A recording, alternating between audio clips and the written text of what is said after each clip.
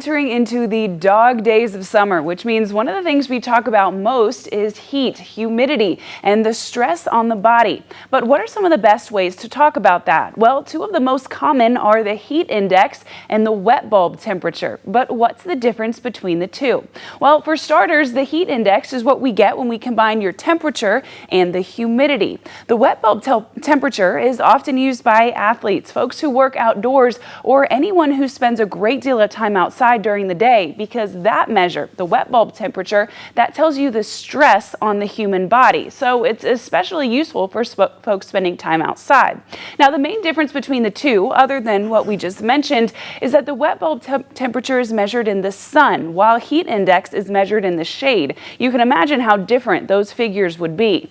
Now, they both calculate the temperature and the humidity, but wet bulb also takes into account the wind, the cloud cover, and the sun angle. And if you've ever been outside tanning at the pool, you know just how important that sun angle is to how you actually feel.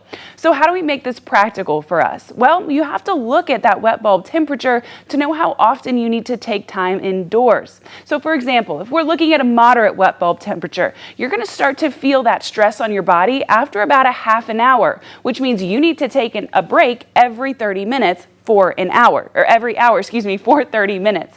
If you're in the high category, it's a 20-minute block, which means you need to take a break for 40 minutes in every hour. Do you see how that trend works?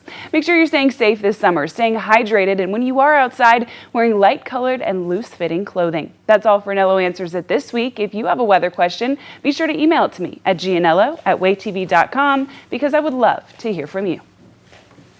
All right.